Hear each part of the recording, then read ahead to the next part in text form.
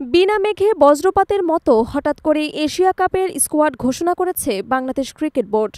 শুক্রবার এক সংবাদ বিজ্ঞপ্তিতে এশিয়া কাপ এবং নেদারল্যান্ড সিরিজের জন্য একযোগে দল ঘোষণা করে নির্বাচক প্যানেল, যেখানে এসেছে একাধিক চমক। সবচেয়ে বড় চমক হল প্রায় ৩ বছর পর দলে ফেরানো হয়েছে wicket keeper batter Nurul Islam সোহানকে। দীর্ঘদিন জাতীয় দলের বাইরে থাকলেও ঘরোয়া ক্রিকেটে ধারাবাহিক পারফরমেন্সের সুবাদে তিনি আবারও দলে ডাক পেয়েছেন। একই সঙ্গে জায়গা পেয়েছেন top order batter Saif Hasan, যিনি অনেকদিন ধরে জাতীয় দলের সুযোগের জন্য অপেক্ষা করছিলেন। অন্যদিকে সাম্প্রতিক পারফরমেন্সে ধারাবাহিকতা না রাখতে পারায় বাদ পড়েছেন অলরাউন্ডার মেহেদী হাসান মিরাজ এবং ওপেনার নাঈম শেখ। এরা দুজনই সাম্প্রতিক সময়ে একাধিক দ্বিপাক্ষিক সিরিজে সুযোগ পেয়েছিলেন, কিন্তু প্রত্যাশা অনুযায়ী নিজেদের প্রমাণ করতে ব্যর্থ হন। তবে বাদ পড়লেও সৌম্য সরকার, মেহেদী হাসান মিরাজ, তানভীর ইসলাম এবং হাসান মাহমুদকে রাখা হয়েছে স্ট্যান্ড বাই তালিকায়। এবারের আসরে দলকে নেতৃত্ব দেবেন wicket keeper batter Liton Das.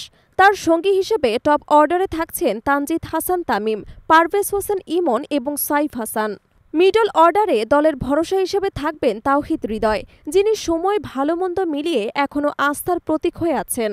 ব্যাটিংয়ের ফিনিশিং দায়িত্বে থাকবেন শামীম হোসেন পাটোয়ারি, জাকের আলী অনিক এবং দীর্ঘদিন পর দলে ফেরানো নুরুল ইসলাম সোহান। অলরাউন্ডার বিভাগে এবার ভরসা রাখা হচ্ছে শেখ মেহেদী হাসানের ওপর। পেস বোলিং অলরাউন্ডার হিসেবে থাকছেন মোহাম্মদ সাইফুদ্দিন, যিনি ইনজুরি কাটিয়ে আবার নিয়মিতভাবে দলে সুযোগ পাচ্ছেন। স্পিন আক্রমণে থাকছেন বাঁহাতি নাসুম আহমেদ এবং লেগ স্পিনার রিশাদ হোসেন, যারা সাম্প্রতিক সিরিজগুলোতে ভালো পারফরমেন্স করেছেন। অন্যদিকে পেস আক্রমণকে নেতৃত্ব দেবেন অভিজ্ঞ তাসকিন আহমেদ। তাকে সঙ্গ দেবেন মুস্তাফিজুর রহমান, শরীফুল ইসলাম এবং তানজিম হাসান সাকিব, যা পেস বোলিং বিভাগকে করেছে আরও শক্তিশালী।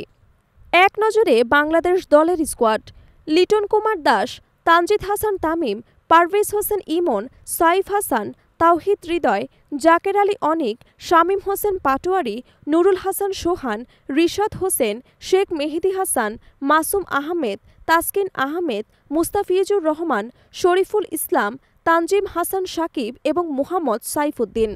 স্ট্যান্ড বাই তালিকায় আছেন সৌম্য সরকার, মেহেদী হাসান মিরাজ, তানভীর ইসলাম এবং হাসান মাহমুদ।